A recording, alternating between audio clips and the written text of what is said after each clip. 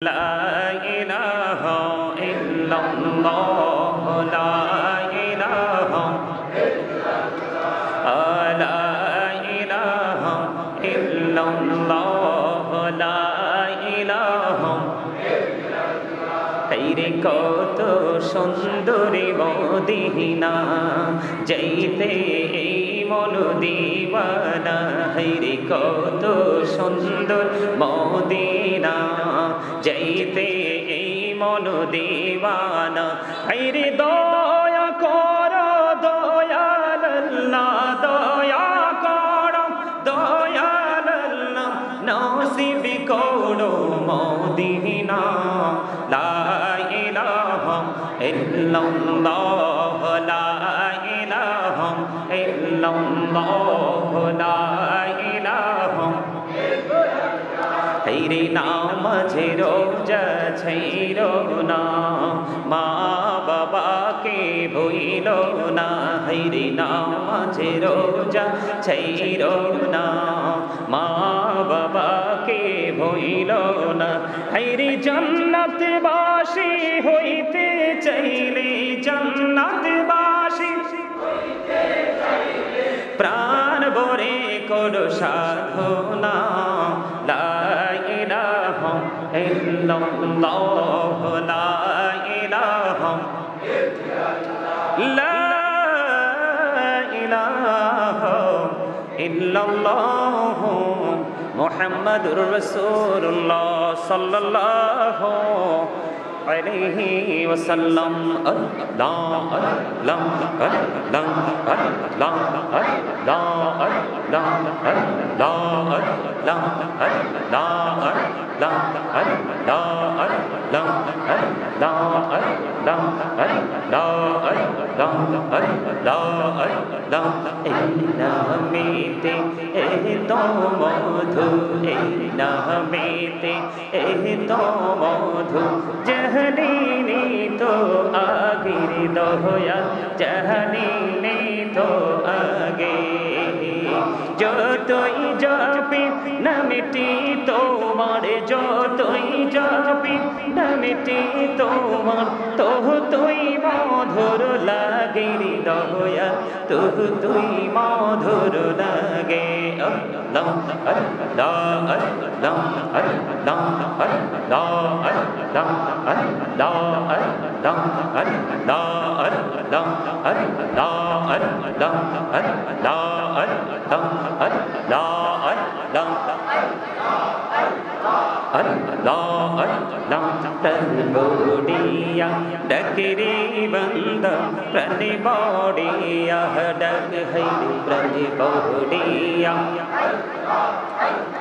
dakri banda prani bodiya dak hai prahan bodiya dakle banda prani bodiya dakle banda gohuna korbo maha Allah Allah Allah Allah Allah Allah Allah Allah জীবন গড়ে নিয়া করছি রে গোনা জীবন গড়ে নিয়া করছি রে গোনা ক্ষমা করে দাও রে দয়া ক্ষমা করে দাও এই রে গহনা গলে ক্ষমা করিয়া গোনা গলে ক্ষমা করিয়া কবুল করে নাও রে দয়া কবুল করে নাও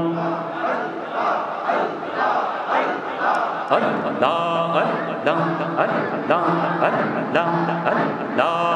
Allah Allah La ilaha illallah Muhammadur Rasulullah sallallahu alaihi wasallam সম্মানিত উপস্থিত উলামায়ে কেরাম আমন্ত্রিত অতিথিবৃন্দ দাড়ি পাকা আমার মুরব্বী বাবারা যুবক ভাইয়েরা পর্দানিশী আমার মা বোনেরা, কি বলি, আমরা মানুষের মধ্যে বৈষম্য সৃষ্টি করি। কি করি? বৈষম্য সৃষ্টি করি। কেউ লম্বা, কেউ খাটো, কেউ মোটা, কেউ চিকন, কেউ সুন্দর, কেউ কালো, কেউ ধনী, কেউ গরিব। এরকম আমাদের মধ্যে একটা সামাজিক বৈষম্য আছে না? আমরা যখন যে কোনো পরিবেশ যখন আমরা তৈরি করি তখন কিন্তু আমরা বৈষম্যটা তৈরি করি, কিন্তু আমাদের মধ্যে কোনো ধরনের বৈষম্যই নেই। আল্লাহ রাব্বুল আলামিন বলেছেন আমাদের সবাইকেই সুন্দর করে তিনি সৃষ্টি করেছেন। আরো জোরে কোন না? ফি আই সূরাতিন মা শাআ রাক্কাবাক। আরো জোরে। Allah created the mind. কি বিউটিফুল স্মেসেস, কি চমৎকার। আল্লাহ রাব্বুল আলামিন বলতেছে আমাদেরকে আল্লাহ সুন্দর করে মন মতো করে আমাদেরকে গঠন করেছে। জোরে জোরে কোন সুবহানাল্লাহ। এখন আমরা কি মন মতো পথে হাঁটি? এই মহাসাগরে যখন মানুষ পড়ে যায়, মহাসাগরে পড়ার পরে মানুষ কি করে? সাহায্যের জন্য হাউমাউ করে কাঁদে না? একটা খড়ও যদি দেখতে পায় সেটাকে ধরে বাঁচতে চায়। ঠিক কবরবাসীদের অবস্থাটা ঠিক তেমন। কবরবাসীদের অবস্থাটা কি আপনারা জানেন না? আব্দুল্লাহ ইবনে আব্বাস রাদিয়াল্লাহু তাআলা আনহু থেকে হাদিস বর্ণিত, হাদিস কানে এসেছে বাইহাকি শরীফের মধ্যে। কবরবাসীরা শুধু তার আপন স্বজন প্রিয়জনদের হাদিয়ার অপেক্ষায় তারা কবর অধীর আগ্রহে থাকে। জোরে বলেন না সুবহানাল্লাহ। আজকে আমাদের দেশে অনেক দাড়িওয়ালা টুপিওয়ালা বের হয়েছে, কয় আপন জনের জন্য, আপন স্বজনদের জন্য নাকি খাওয়ানো যাবে না, দোয়া করানো যাবে না, মিলাদ পড়ানো যাবে না। আপনারা কি যাবেন আর পক্ষে না যাবের পক্ষে? আরে জোরে। আজকে কি একবারে হৃদয় থেকে বলবেন আজকে আপনারা সবাই রাজীব ভাইয়ের বাবার মৃত্যুবার্ষিকী উপলক্ষে এসেছেন আজকের এই নুরানি জলসায়, আপনাদের কি সত্যি আপনার আপন স্বজনের মৃত্যুর কথা কি একবারও মনে হয় নাই? এই জন্য আমার রাসূল বলেছেন আমি তোমাদেরকে শুরু থেকে নিষেধ করেছিলাম কবর জিয়ারত করার জন্য। পরে রাসূল আবার বলেছেন তোমরা কবর জিয়ারত করো, কারণ কবর যখন জিয়ারত করবে, কবরবাসীকে যখন স্মরণ করবে, তোমাদের অন্তরটা নরম হয়ে যাবে, তোমাদের ওই জায়গায় যাওয়ার কথাটা মনে হবে। এটাকে আমাদের হেদায়েতের জন্য, তাকওয়ার জন্য কি একটা গুরুত্বপূর্ণ ভূমিকা রাখে না? অবশ্যই রাখে। রাখে কি রাখে না? এই জন্য বলছি একটু মন দিবেন, সময় তো বেশি নাই, আমি শেষ করে দিব। আপনারা কি কেউ বিরক্ত হচ্ছেন? বন্ধুরে আমার, হাদিস শরীফের কিছু অংশ আমি আপনাদেরকে শুনিয়েছি। যিনি আল্লাহ বলে, যার অন্তরে নবীর প্রেম ছিল, আহলে বাইতের প্রেম ছিল, কোরআনের প্রেম ছিল, আইনের ভান্ডারে কোরআন অবজারভেশন করে যিনি বাস্তব জীবনকে বাস্তবায়ন করে করে তিনি ফিউচার পর্যন্ত পৌঁছে গেছেন, ওনার ফিউচার হয়ে গেছে অত্যন্ত ব্রাইটনেস, আলোকিত। জোরে জোরে বলেন না সুবহানাল্লাহ। আপনি আমি জীবনে কার কোন মানুষের কবর কি দেখতে পাইছি দৈর্ঘ্যে প্রস্থে 70 গুণ চওড়া? কথা কয় না। দৈর্ঘ্যে প্রস্থে 70 গুণ চওড়া আমরা কখনোই দেখিনি, কিন্তু আসলে কবরটা তার জন্য জান্নাতের বাগান। কিন্তু বন্ধু, যিনি মুনাফিক, যিনি আল্লাহ রাসূলের বিধানের অমান্য করেছে, নিজের গায়ের জোর খাটিয়ে খাটিয়ে চলেছে, আলেম ওলামাদের কথা শুনেনি, খতিব সাহেবদের কথা শুনেনি, আলেমদের কথা শুনে নিজের বাস্তব জীবনটাকে তিনি ডেভেলপ করতে পারেনি, ওই ব্যক্তি যখন বন্ধু কবরে যাবে, কবরে যাওয়ার সঙ্গে সঙ্গে আল্লাহ রাব্বুল আলামিন তার জন্য এমন একটা ব্যবস্থা করে রাখবে, তাকে প্রশ্ন করা হবে, সেই কোনো উত্তর দিতে পারবে না। এর মধ্যে সবচেয়ে বড় ভয়ঙ্কর হলো রাসূল সম্পর্কে যখন প্রশ্ন করবে রে, সে সঠিক কোনো উত্তর দিতে পারবে না। সে বলবে মানুষ যা বলতো আমিও তা বলতাম, মানুষ যেইভাবে রাসূলকে চিনেছে, নবীকে চিনেছে, আমিও সেইভাবে চিনতাম। আল্লাহ রাব্বুল আলামিন সঙ্গে সঙ্গে মাটিকে একটা ডাক দিয়ে বলবে, মাটি রে তুই তাকে এমন ভাবে চাপ দে, মাটি এমন ভাবে তাকে চাপ দিবে। হাদিস শরীফের মধ্যে এসেছে বন্ধু, তার একটা হাড়ের ভিতর আর একটা হাড় ঢুকে যাবে মাটির চাপে। দুঃখজনক হলেও সত্য রে। কেমন করে বন্ধু তোমাদের হৃদয় পর্যন্ত আমার প্রাণের নবীর পবিত্র জবান মোবারকের কথাগুলো আমি ঢুকিয়ে দিতে পারবো আমি জানি না। আল্লাহ রাসূল বলে দিয়েছেন, আমি আগে কোরআনটা শেষ করি, তারপরে আমি আবার হাদিসে যাব। এইখানে আমি একটু কোরআন যুক্ত করতে চাই বন্ধু। হাদিস শরীফের মধ্যে এসেছে মাটি তাকে চাপ দিবে, একটা হাড়ের মধ্যে আরেকটা হাড় ঢুকে যাবে। কিন্তু বন্ধু আল্লাহ বলেছে লা ইয়ামুতু, আর মরতে পারবে না। আল্লাহু আকবার বলে না কেন? আরে আরো জোরে বলেন আল্লাহু আকবার। লা ইয়ামুতু, people will not die that day, সেদিন মানুষ আর মরতে পারবে না। আল্লাহ বলেছেন ফিহা ওয়ালা ইয়াহইয়া, people will not be able to live that day, সেদিন মানুষ বাঁচতেও পারবে না। আল্লাহ আরো বলেছেন ওমা হুমান হাবিয়া গায়িবিন, people will not be able to escape that day, সেদিন মানুষ সেখান থেকে পালাইতেও পারবে না। দেখছেন নি কবর, আমি যে বলেছি না যে কবরে একটু পরে নিয়ে আসতেছি, বাঁচারও কি নাই সুযোগ নাই, মরারও পালাবারও। কি করবেন তখন? বন্ধুকে টেলিফোন করবেন, নেটওয়ার্ক তো নাই, কি নাই, কথা বলে না, ওখানে নেটওয়ার্ক নাই, একেবারে চিরতরে ছিন্ন করে দিবে আল্লাহ রাব্বুল আলামিন। বিজ্ঞান সব জায়গা পর্যন্ত প্রবেশ করতে পেরেছে, কিন্তু 3.5 হাত মাটির ঘরে আজও ঢুকতে পারেনি। এই জীবনে ঢোকার সুযোগও, আরো জোরে বলেন না কেন? এখন আপনারা কি ভালো কাজ করে আজকের পর থেকে নতুন কোন গন্তব্যের দিকে হাঁটতে শিখবেন তো? কথা বলে না। আবার একটা হযরত আবু হুরায়রা রাদিয়াল্লাহু তাআলা আনহু থেকে একটা হাদিস বর্ণিত। আমার নবী কয়েকজন সাহাবীকে নিয়ে হাঁটতে হাঁটতে যাচ্ছেন, যাওয়ার সময় হঠাৎ করে তিনি একটা গোরস্থান দেখে গোরস্থানের পাশে বন্ধু তিনি দাঁড়িয়ে গেলেন। ইয়া রাসূলুল্লাহ, ইয়া হাবিবাল্লাহ, নবী গো, ও প্রাণের নবী কেন গো দাঁড়িয়ে গেলেন? নবীজি দাঁড়িয়ে গেলেন, খেজুরের ডাল বন্ধ ভাঙলেন। এই কবরের পাশ থেকে খেজুরের ঢাল ভাঙলেন, খেজুরের ডাল ভেঙে তিনি দুইটা টুকরো করে দুইটা কবরের মধ্যে তিনি গেড়ে দিলেন। ইয়া রাসূলুল্লাহ, তার মানে কি? ইয়া হাবিবাল্লাহ, তার মানে কি? আমার নবী বলেছেন এই দুইটা কবরের মধ্যে আযাব চলতেছে, আমি নবী দেখতে পেয়েছি। যতক্ষণ পর্যন্ত খেজুরের ডালাগুলো সবুজ থাকবে রে, ততক্ষণ পর্যন্ত খেজুরের ডালাগুলো জিকির করতে থাকবে, আর এই জিকিরের বদৌলতে কবরবাসীর কবর আযাব মালিক বন্ধ করে দিবে। Zika is the heart medicine. গবেষণা ইনস্টিটিউট থেকে বের করেছে স্টেনোবার যারা, তারা বলেছেন জিকির আপনার হার্টকে স্ট্রং রাখবে। একটা মানুষের হার্ট যত বেশি স্ট্রং, একটা মানুষের জীবন তত সুন্দর। জিকিরের ফজিলত, জিকিরের মর্যাদা এত বেশি। আপনি ঈমানকে টেকসই করে যখন আমল করতে করতে নতুন গন্তব্যের দিকে হাঁটতে থাকবেন, যতই যাবেন সামনে পৃথিবীর সবাই দেখে অন্ধকার, কিন্তু আপনার দৃষ্টি যাবে শুধু আলোর দিকে। কোথায়? কথা বলে না কেন? আরে আরো জোরে বলেন না। আমি আপনাদেরকে আজকে যেহেতু কবরবাসীর উদ্দেশ্যে, রাজীব ভাই বাবার উদ্দেশ্যে আজকের জান্নাতের বাগান বন্ধু আরেকটা মজার, একটা আকর্ষণীয় একটা হাদিস আমি আপনাদেরকে শোনাই।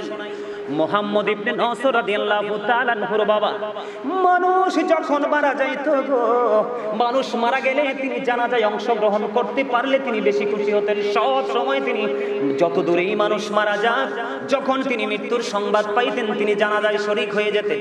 হঠাৎ একদিন এমন এক প্রেমময় দৃশ্য তিনার চোখের সামনে এসে পড়লো। দৃশ্যটা হলো বন্ধু, সব মানুষ ওই লোকটাকে জানাজা দিল, কাফন পরালো, দাফন করে চলে গেল।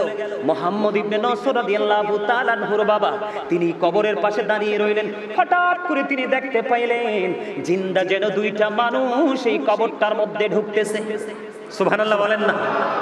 উনি বলতেছে এরকম দৃশ্য দেখা তো থাক দূরের কথা, আমি কোনোদিন এমন গল্প শুনি নাই। কি এমন আশ্চর্য খবর, মানুষ মারা গেল, একটা ডেড বডি কবরে রাখা হলো, কিন্তু কবরের মধ্যে মনে হয় যেন দুইটা জিন্দা মানুষ যেন প্রবেশ করতেছে। তিনি আশ্চর্য হয়ে গেলেন। তিনি এখানে দাঁড়ায় রইলেন, অনেকক্ষণ দাঁড়ায় রইলেন। দাঁড়ায় থাকতে থাকতে হঠাৎ করে তিনি দেখতে পাইলেন একজন বের হয়ে চলে যাচ্ছে, ওনার সাথে তিনি কথা বলতে পারলেন না। আরো একজন এখনো পর্যন্ত এই নতুন কবরের মধ্যে প্রবেশ করে আছে রে। এবার ওই মুহাম্মদ ইবনে নসর রাদিয়াল্লাহু তাআলা আনহুর বাবা তিনি কি করলেন, ওই নতুন কবরের পাশে দাঁড়াইয়া 10 বার তিনি সূরা ইয়াসিন তেলাওয়াত করলেন, 10 বার তিনি সূরা মুলক তেলাওয়াত করলেন, করে আল্লাহর দরবারে দুখানা হাত তুলে দিলেন। ইয়া রাব্বাল আলামিন, মনিব আমার সামনে রহস্যকর একটা ঘটনা গো আল্লাহ, আমি সেই রহস্য উদ্ঘাটন করতে চাই, দেখতে চাই মনিব এটা কেমন করে সম্ভব, কেন এবার দুইটা মানুষ আসলো। বন্ধুরে আমার, ওই ওনার দোয়া শেষ হইতে দেরি রে, সঙ্গে সঙ্গে কবরটা, নতুন কবরটা ফাইটা দুইটা টুকরা হতে দেরি হয় না। জোরে জোরে বলেন আল্লাহু আকবার। কবরটা ফাইটা বন্ধু দুইটা টুকরা হয়ে গেল। কবরটা ফেটে যখন দুইটা টুকরা হয়ে গেল, এবার তিনি দেখতে পাইলেন ওই যে আরেকজন, তিনিও বের হয়ে চলে যাচ্ছেন। এবার ওনাকে ডাক দিলেন, হে আগন্তুক, আপনি একটু দাঁড়ান, আপনার সঙ্গে কথা আছে। আপনি কে গো? আপনারা দুইজন এসেছিলেন, একজন আগেই চলে গেল, আরেকজন এখনো পর্যন্ত আপনি অবস্থান করতেছেন। আপনারা কে? কয় আমরা পৃথিবীর কোন মানুষ নই, আল্লাহ রাব্বুল আলামিনের রহমতের দুইজন ফেরেশতা। আপনাদের কাজ কি? আপনারা কেন গো এসেছেন? ওই আজকে যিনি ইন্তেকাল করেছে, যাকে কিছুক্ষণ আগে সমাহিত করা হয়েছে, উনি আল্লাহর এমন একজন প্রিয় বান্দা। আল্লাহ রাব্বুল আলামিন আমাদেরকে, ওই আল্লাহ রাব্বুল আলামিন মনোনীত করে রেখেছেন, আমাদেরকে পাঠিয়েছেন যে উনাকে যখন ফেরেশতারা প্রশ্ন করবে, উনি যদি উত্তর দিতে না পারে, উত্তরগুলো যেন শিখিয়ে দেয়। জোরে জোরে বলেন না সুবহানাল্লাহ, আর জোরে বলেন সুবহানাল্লাহ। বন্ধুরে আমার, জান্নাতি যারা, তাদের নিয়ামতের অভাব নাই। জান্নাতি যারা, আল্লাহর প্রিয় বান্দা যারা, তারা কবর থেকেই নিয়ামত বরাদ্দ হয়ে যাবে। আল্লাহ রাব্বুল আলামিন পবিত্র কালামে হাকিমে বলে দিয়েছেন, ইনদা রাব্বিহিম ইউরযাকুন। আল্লাহ রাব্বুল আলামিন তাদের জন্য জান্নাতি খাবার বরাদ্দ করে রেখেছেন। জোরে জোরে কন্না সুবহানাল্লাহ, আর জোরে। আমরা তো জানি মানুষ মারা গেলে কি করে, মানুষকে কাপন টাপন পরাইয়া এটারে সোজা করে নিয়ে শোয়াই দিয়ে আসে, কিন্তু আল্লাহর প্রিয় যেটা, এটা সাথে সাথে কি হয়ে যায়? আরো জোরে। আল্লাহ নিজে বলতেছে জান্নাতীদের জন্য আল্লাহ জান্নাতি খাবার বরাদ্দ করে রাখছে। আরো জোরে বলেন না সুবহানাল্লাহ। এই সুবহানাল্লাহ তো জান্নাতীদের খাবার। এই সুবহানাল্লাহ শব্দটা জান্নাতীদের কি খাবার। আমরা আজকে সবাই জান্নাতি মেহমান, এখানে যারা প্রবেশ করেছি, নসিবটা যদি ভালো হয়, হৃদয় নিয়তটা যদি সহি থাকে, এখান থেকে বের হবেন একবারে নিষ্পাপ হয়ে। ওমা আমিন কয় না? আর জোরে বলেন আমিন, আর জোরে। আমি যদি বলি এখানে নেককার কে আছেন, কেউ হাত তোলার সাহস পাবেন না। যদি বলি গুনাহগার কে আছেন, দুই হাত তুলবো আমরা, ঠিক না? যেহেতু নিজেদেরকে অপরাধী মনে করি, অপরাধ থেকে মুক্ত হওয়ারও তো দরকার আছে, আছে না? আল্লাহ রাব্বুল আলামিন জান্নাতি খাবার বরাদ্দ করে রেখেছেন বন্ধু আল্লাহর প্রিয়দের জন্য। আর যারা অপরাধী, যারা পাপী রে, একটু আগেই আমি বলেছি বন্ধু, তুমি বাঁচতে পারবা না, মরতে পারবা না, পালাতেও পারবা না। সূরা শুআরার 88 নম্বর আয়াতে আল্লাহ জানিয়ে দিয়েছে, তোমার ধন সম্পদ দিবেন, সন্তান পর্যন্ত কোনো কাজে লাগবে না। হাদিস শরীফের মধ্যে এসেছে, আল্লাহ বলেন, আল্লাহ রাসূল বলেছেন, কবরটা দুইটা রূপ হবে, একটা হলো জান্নাতের বাগান, আর একটা হলো জাহান্নামের গর্ত। এখন বন্ধু আমি সংক্ষিপ্ত সময়ে যেহেতু একটু কাট করে কথাগুলো বলছি, আপনার যারা অপরাধী, যারা পাপী, যারা জাহান্নামী, তাদের জন্য একটা খাবারের খবর পাইলাম। কি খাবার? একটা খাবারের খবর পাইলাম। সেই খাবারটার নাম হলো বন্ধু তিনাতুল খাবার। কি? তিনাতুল খাবার। ইয়া রাসূলুল্লাহ, ইয়া হাবিবাল্লাহ, নবী গো, এই তিনাতুল খাবারটা কি গো নবী? আমার দিকে তাকার বন্ধু, এই তিনাতুল খাবারটা হলো আরেকটা জাহান্নামীর নিংড়ানো রক্ত অথবা পুঁজ।